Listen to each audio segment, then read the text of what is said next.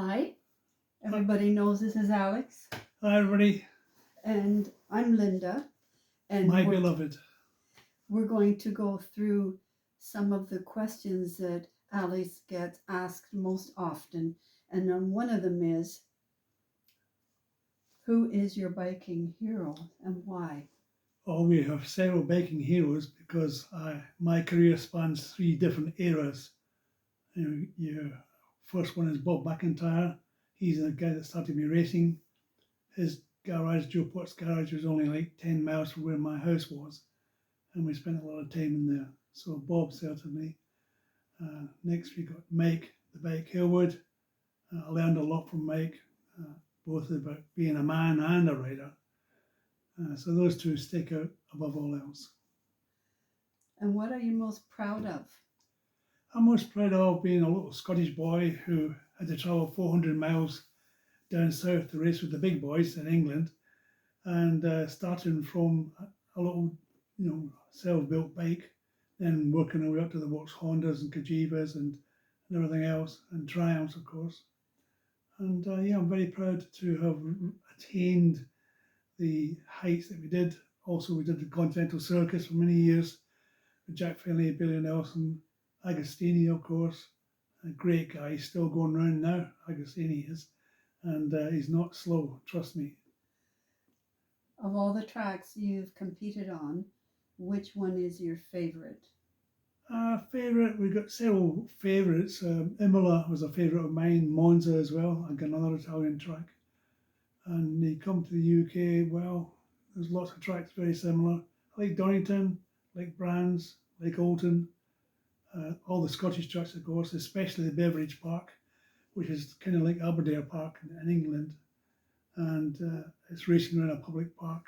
Very good. The question was, which one? I Which one was your favorite? think I said the one would probably be Imola. Imola. Okay. I got lots.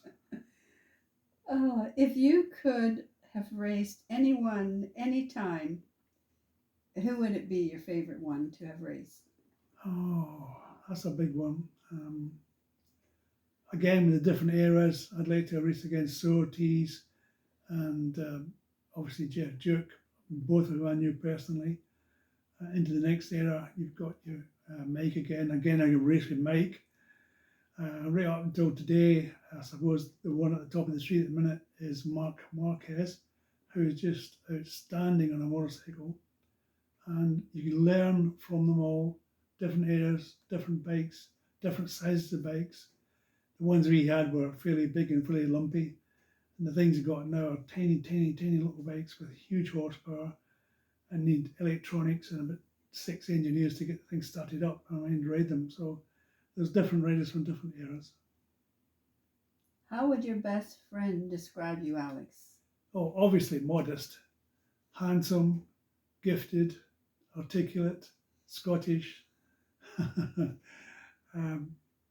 determined, yeah, and brutally honest, which is sometimes a negative thing to say because people love you when you're talking about them, but they hate you when you tell them the truth about them.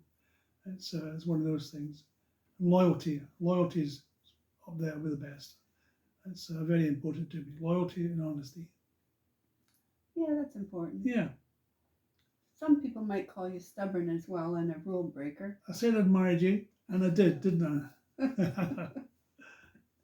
If you could have had any job, if you didn't race motorcycles, what job or what career do you think you would have had?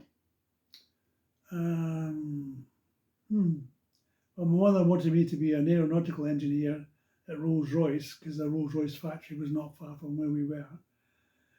And she was kind of disappointed when I said, no, I want to go and race motorbikes. They all worked out in the end. We had my mother and my father, some of the TT wins. And my dad, I wasn't my dad's favourite son, that was John, my brother John. I was my mother's favourite son. And how it all worked out in the end was they were both in the back of the grandstand and they're both standing there, two grown adults, my mother and my father, crying. And of course they were crying, so I started crying as well. So big hard Scotsman, yeah, fine. I can still shed a tear or two. So yeah, that's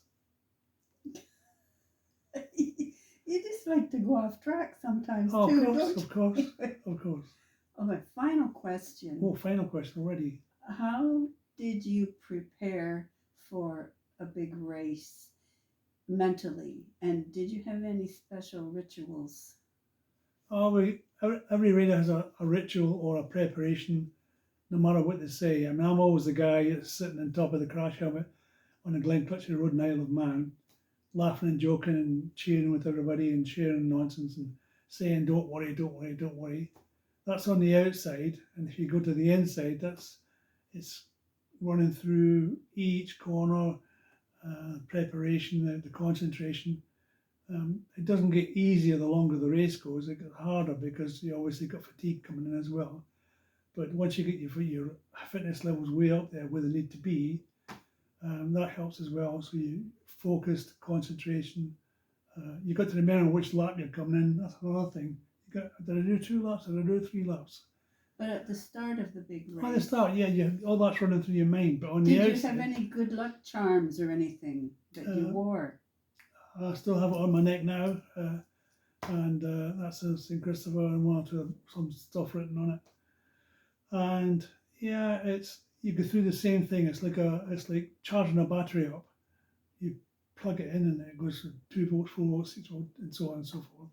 And you have a preparation which doesn't begin on the start line.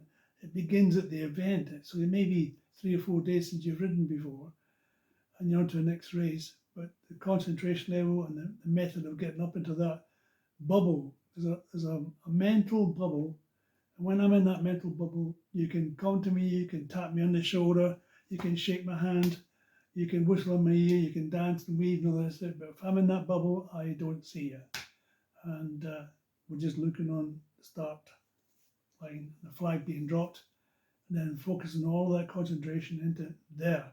Because you're going to be going down that hill, the Isle of Man, of course, I'm talking about.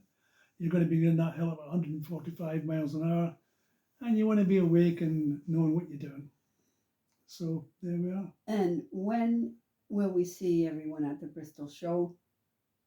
Yeah, we're going to the Bristol show next. And the dates? You said it was February. Oh, it's for February, yeah, 20 something. It'll be posted online. Yeah. We'll post it, and I hope Alex has answered the questions you've asked. Maybe a little complete. I don't think he missed anything. So thank you. See you at Bristol. We're going to see you soon, and we're going to have some fun. So see you then. Bye.